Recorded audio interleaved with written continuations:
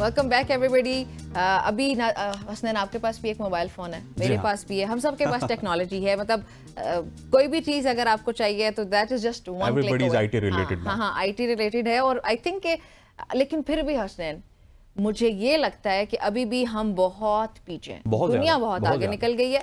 सो आज हम आपकी मुलाकात एक ऐसे नौजवान से करवाने जा रहे हैं जो चाहते हैं कि ये जो हम बहुत पीछे हैं वो थोड़ा आगे आ जाएं और टेक्नोलॉजी के जरिए फिर पाकिस्तान के मुस्तकबिल को मजीद मुस्तहकम बनाने के लिए उन्होंने अपने जज्बे को और अपनी जो उनकी स्किल्स हैं उनको यूटिलाइज किया है, नए रास्ते बनाए उन्होंने। और फिलहाल भी वैसे वो उन्हीं रास्तों में मसरूफ है और हम भी चाहते हैं कि उनके उन रास्तों में हम भी साथ चलें, क्योंकि फिर इन्हीं रास्तों पर चल के ना हम लोग ये जो पीछे हैं वहां से हम लोग आगे आ जाएंगे और तरक्की की राह पे गामजन हो सकते हैं। जी हाँ, हमारे साथ आज मौजूद होंगे सैयद अरसलान अली शाह, जो कि कनेक्टेड पाकिस्तान के चीफ एग्जीक्यूटिव हैं।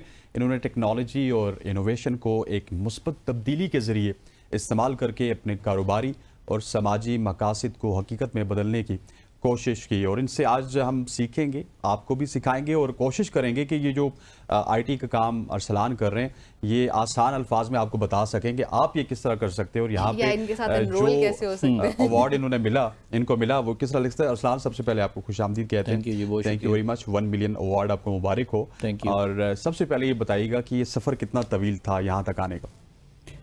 It's been a long journey, honestly speaking. काफ़ी रातें, काफ़ी दिन और अनथक मेहनत, और कहीं पे टूटे भी, कहीं पे फिर खड़े हुए, हिम्मत की, दोबारा से जुड़े।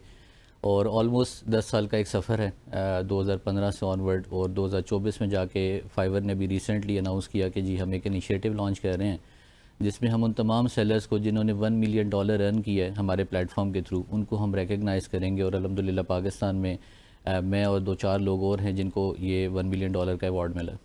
ज़बरदस्त। ये $1 मिलियन भी पहले पूछ लें किधर छोड़ें? नहीं, वो हमारे काफ़ी सारे सोशल सेगमेंट्स हैं जिनमें हमारा बेसिकली कंपनी जो है वो एक टेक सोशल एंटरप्राइज के मॉडल पे काम करती है। और हमारा मकसद ये होता है कि हम जो रेवेन्यू अर्न करें उसका 30% टूवर्ड्स कम्युनिटी डेवलपमेंट लगा दें। तो उसमें काफ़ी सारे हमारे इनिशिएटिव्स हैं, जिसमें कनेक्टेड पाकिस्तान कॉन्फ्रेंस का मैंने भी जिक्र किया था, जो पाकिस्तान की one of the largest tech conference होती है। 3 दिन की कॉन्फ्रेंस, 100 से ज़्यादा स्पीकर्स आते हैं, 50-60 हज़ार बच्चा उसको अटेंड करता है और 2015 से हो रही है ऑनवर्ड, तो उसमें काफ़ी सारे लग जाते हैं। फिर हमारी एक स्पेसिफिक कॉन्फ्रेंस है जो कि ख़वातीन के लिए, दैट इज़ वेरी इंपॉर्टेंट। हाँ, एब्सोल्युटली। ख़वातीन वाला सर्कल इन हो गया जी, वो तो घरों में मौजूद है, घर से बैठ के वो आईटी का काम कर सकती हैं, सारे मामलात कर सकती हैं, तो इस इंडस्ट्री को बहुत बूस्ट मिल सकता है। ख़वातीन की अगर आप पॉपुलेशन भी देखें पाकिस्तान में तो ऑलरेडी 52% हो चुकी है। और फ्रीलांसिंग एक ऐसा मैकेनिज्म है जो ख़वातीन को चार दीवारी का तहफ़्फ़ुज़ भी देता है। जो लॉन्ग ट्रेडिशनल वर्क होते हैं, टर्म आपने यूज किया खबरों में, हम ये बोल के ना थक जाते हैं, चादर और 4 दीवारी का तकद्दुस पामाल कर दिया आपने भी। वो बोला बहुत सारे घरानों में इशू होता है कि जी ख़वातीन जो है वो लॉन्ग ट्रेडिशनल आवाज़ नहीं फॉर कर सकते। लॉन्ग आईटी उसका भी सोल्यूशन दे रही है, आईटी उसका भी सोल्यूशन दे रही है। और आज के दौर में जिसके पास इंटरनेट है, मोबाइल है, लैपटॉप है, तो बहुत सारे मार्केट प्लेसेस हैं, जैसे फाइवर है, अपवर्क, इस तरह के बहुत सारे और मार्केट प्लेसेस हैं जहाँ पे जाके अपनी सर्विसेज आप दे सकते हैं। द मोस्ट इंपॉर्टेंट थिंग कि आपके पास कोई स्किल होना चाहिए और उसको मार्केट करना आना चाहिए। सही हो गया। अच्छा, लेकिन तो टेक्नोलॉजी की बात हो ही रही है तो मैं एक जनरल क्वेश्चन भी पूछना चाहूंगी आपसे। Obviously it is very important, मैंने पहले बोला ये कि इट इज इंपॉर्टेंट, लेकिन आपको नहीं लगता कि ये ह्यूमन बींग्स को रिप्लेस कर रहा है? तो उसको भी काउंटर करने के लिए साथ साथ हमें खुद ही कोई तैयारी करनी चाहिए, क्योंकि वैसे तो इंसान ने खुद को खुद ही बर्बाद किया। पहले हम अपनी टॉक्स में हमेशा कहते थे कि ना आईटी हमारी ज़रूरत है, लेकिन अब जो करंट सिनेरियोज हैं उसमें हमारी मजबूरी भी बन चुकी है और at the same time threat भी है। एआई की जिस तरह एवोल्यूशन हो रही है, जैसे एआई रिप्लेस कर रहा है कंटेंट क्रिएटर्स को, ग्राफिक डिज़ाइनर्स को, वीडियो एडिटिंग को। जैसे अब आपने देखा सोरा एआई लॉन्च हुआ है ओपन एआई का, तो उसने पूरी की पूरी एक जो वीडियो क्रिएशन की भी इंडस्ट्री थी उसको भी डिस्टर्ब कर दिया। लेकिन जो ह्यूमन की इंटरफेरेंस है वो हमेशा बरकरार रहेगी, क्योंकि एआई जो है वो एक ट्रेंड मॉडल के तौर पे काम करता है। वो खुद से सोच नहीं सकता, खुद से तख्लीक नहीं कर सकता, चलाने वाला इंसान। तो जो मुसव्विर है वो मुसव्विर हमेशा रहेगा, जो शायर है वो शायर हमेशा रहेगा। आगे तो बहुत सारे लोगों के लिए नुकसान तो होगा, अप टू डेट रहना पड़ता है ना। एब्सोल्युटली, लेकिन ऐसी चीज है कि बहुत रैपिडली चेंज हो बहुत सारी चीजें ऐसी हैं जो पहले महंगी, फिर वो सस्ती, फिर अब तो वो मार्केट में हर बंदा कर लेता है। ये देखिए, आप व्हाट्सएप अगर यूज कर रहे हैं, इंस्टाग्राम यूज कर रहे हैं, everyday you are going to meet a new kind of उसमें कुछ ना कुछ नई चीज निकल के आ रही होगी, नया फीचर आ रहा होगा, तो आपको अप टू डेट तो रहना ही पड़ेगा। एग्जैक्टली। अच्छा अरसलान, अगर थोड़ा सा बात की जाए, मैं अगर पड़ोसी मुल्क की बात करूं जिसकी हम मिसालें देते हैं, वहां पे अगर आप आईटी का काम करना शुरू करें तो 10 साल के लिए आपको टैक्स एग्जेम्पशंस हैं और वो फ्री जोन में आप आ जाते हैं, और 10 साल के बाद वो कहते हैं चलो ठीक है अब आइए, मतलब कि 10 साल से पहले वो ये भी नहीं पूछते कि आपने पैसे कहाँ से लाए। तो पाकिस्तान में क्या कुछ है, ये बताइए। पाकिस्तान में काफ़ी बेहतरी आ रही है इस हवाले से, और आईटी मेरा ख्याल है प्रायोरिटी में है। प्रीवियस गवर्नमेंट की भी, इस गवर्नमेंट की भी आईटी प्रायोरिटी में है, क्योंकि IT is the fastest growing industry जिसमें आपको किसी भी किस्म की इन्वेस्टमेंट की ज़रूरत नहीं है। यानी अगर आप कोई भी और इंडस्ट्री का जिक्र करें तो उसमें आपको इंफ्रास्ट्रक्चर भी चाहिए, मशीनरी भी चाहिए, लेकिन यहाँ पे सिर्फ जो ज़रूरत है वो ये है कि जो ह्यूमन कैपिटल है, जैसे हम पॉपुलेशन की बात करते हैं तो 60% हमारे नौजवानों के ऊपर मुश्तमिल है।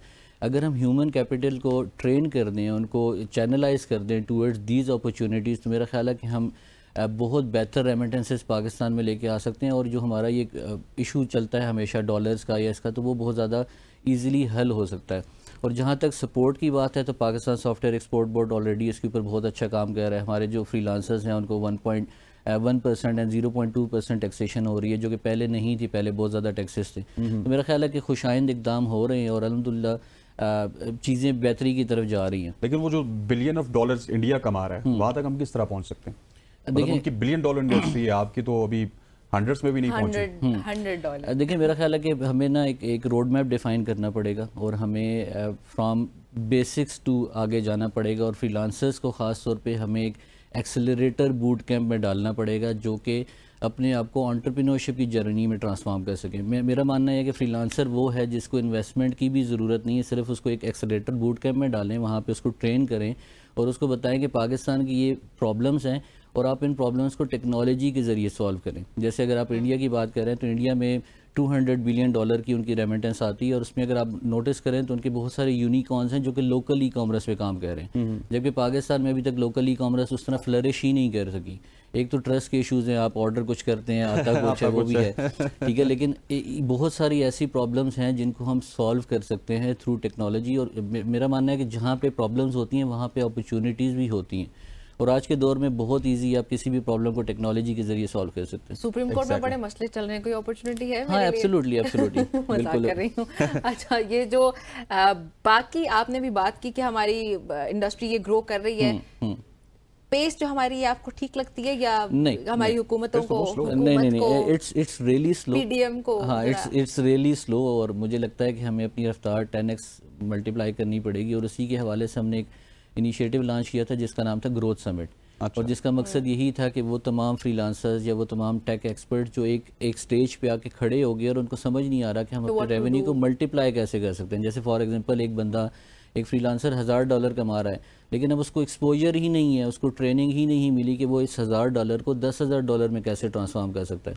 जो मैंने एक्सेलरेटर बूट कैंप की बात की है उसमें मेरा मकसद ये होता है, जैसे मैं खुद पर्सनल कंसल्टेशन देता हूँ फ्री में, कि भाई आप अपने आप को कैसे ट्रांसफॉर्म कर सकते हैं। और सबसे बड़ा जो इम्पोर्टेंट एक फैक्टर है फ्रीलांसर की लाइफ में वो ये है कि उसका जो साइकिल है ना वर्किंग का, वो 18 से 20 घंटे का है। लोगों को ये तो नज़र आता है कि भाई उन्होंने $1000 कमा लिए, $5000 कमा लिए, लेकिन बैक ऑफ द डे वो अगर आप देखें तो 18 घंटे काम भी करते हैं। हाँ, नींद भी पूरी नहीं है, फिर टाइम जोन का बड़ा फ़र्क है। कोई क्लाइंट आपका यूके में है, कोई आपका कनाडा में है, कोई आपका यूएस में है, तो एक बड़ी हेक्टिक जर्नी भी है। लेकिन मकसद ये है कि इन फ्रीलांसर्स को ट्रांसफॉर्म किया जाए, उनको सिखाया जाए कि भाई आप फ्रॉम फ्रीलांसिंग टू एजेंसी कैसे ट्रांसफॉर्म हो सकते हैं, यानी आप आगे लोगों को एम्प्लॉयमेंट देने वाले कैसे बन सकते हैं। उनको टाइम मैनेजमेंट सिखाई जाए, उनको ह्यूमन रिसोर्स मैनेजमेंट सिखाई जाए, उनको फाइनेंशियल लिटरेसी पढ़ाई जाए, ताकि वो अपना जो पैसा लेके आ रहे हैं बजाय इसके कि वो उनके बैंक्स में पड़ा हुआ है, उसको वो आगे इन्वेस्ट करें स्टार्टअप्स में और नई चीज़ें बिल्ड करें। अच्छा सर, आप अरसलान सॉरी, अगर आप इस पॉइंट पे आए हैं तो ऑब्वियसली आपकी एक बहुत बड़ी जर्नी है, इट्स अ लॉन्ग जर्नी, और उसमें आपने बहुत कुछ सीखा है, बहुत सारी मुश्किलात देखी हैं। अभी मैं चाहती हूँ कि हमारे पास टाइम कम है, आप कुछ मिनट्स में, 1-2 मिनट में हमारे नाज़रीन के लिए बताएं कि अगर जो लोग इस वक्त देख रहे हैं, जो चाहते हैं कि वो भी टेक इंडस्ट्री का हिस्सा बने, वो ग्रो करें, फ्लरिश करें, और एंटरप्रेन्योरशिप हो या फ्रीलांसिंग हो, अगर उसमें वो आगे जाना चाहते हैं, पर्टिकुलरली फाइवर की अगर बात करें, so how do they do that? और मेरा भी ऐड कर लीजिए कि सेम क्वेश्चन यही था कि एक शख्स है जो इस वक्त आपको देख रहा है, उसको ये कैसे पता चलेगा कि वो आईटी की तरफ आ सकता है, उसको क्या क्या चीज़ें करनी पड़ेंगी? देखिए, अगर आप आज के दौर की बात करें ना तो हम सब आईटी इनेबल्ड लोग ही हैं। अगर आप मोबाइल यूज़ कर सकते हैं, अगर आप फेसबुक यूज़ कर सकते हैं, अगर आप व्हाट्सएप यूज़ कर सकते हैं, आप फेसबुक पे भी आप मोनेटाइज कर सकते हैं, आप अपना कंटेंट बना के वहाँ से भी पैसे कमा सकते हैं, आप यूट्यूब पे कंटेंट बना के पैसे कमा सकते हैं। मैंने जैसे लोकल ई कॉमर्स की बात की तो बहुत सारी ख़वातीन ऐसी हैं जो एफिलिएट के तौर पर काम कर रही हैं ब्रांड्स के साथ। उनकी प्रोडक्ट्स तो सिर्फ अपने व्हाट्सएप स्टेटस पे डिस्प्ले करती हैं, ऑर्डर लेती हैं और वो ऑर्डर वहाँ पे चला जाता है, दे आर अर्निंग। तो मेरा ख्याल है कि आज के दौर में अगर कोई ये कहता है कि जी मेरे पास अपॉर्चुनिटीज़ नहीं है तो शायद वो गलत दौर में जी रहा है। उसको सीखना चाहिए, क्योंकि आपके पास मोबाइल है, इंटरनेट है। हमारे पास 200 मिलियन से ज़्यादा मोबाइल यूज़र्स हैं, 150 मिलियन से ज़्यादा इंटरनेट यूज़र्स हैं, 100 मिलियन से ज़्यादा हमारे सोशल प्लेटफॉर्म्स के ऊपर मौजूद हैं। द प्रॉब्लम इज़ कि हम उन प्लेटफॉर्म्स की प्रॉपर यूटिलिटी नहीं कर पा रहे, हम अंडरस्टैंड नहीं कर पा रहे। जैसे हम सारा दिन फेसबुक पे वीडियोस देख रहे हैं, रील्स देख रहे हैं, तो वही आप कंटेंट बनाना शुरू कर दें। ख़वातीन के लिए बहुत ज़्यादा अपॉर्चुनिटीज़ हैं। जैसे मैंने चादर चार दीवारी का जिक्र किया, तो बहुत सारी लोकल ई कॉमर्स को कह सकती हैं, अमेज़ोन पे कह सकती हैं। अभी रिसेंट एक रिसर्च है जिसमें बताया है कि 30,000 साइबर सिक्योरिटी रिसर्चर्स पूरी दुनिया में चाहिए। एक बहुत बड़ा गैप है।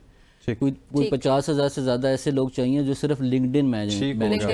Thank you very much for joining us Arsalan, बहुत शुक्रिया। ब्रेकिंग कॉल आ चुकी है। नाज़रीन, गुफ्तगू आपने सुनी कि वक्त हुआ एक ब्रेक शामिल करने का। आपने देखते रहना सुबह की सोच और हमारे साथ रहना।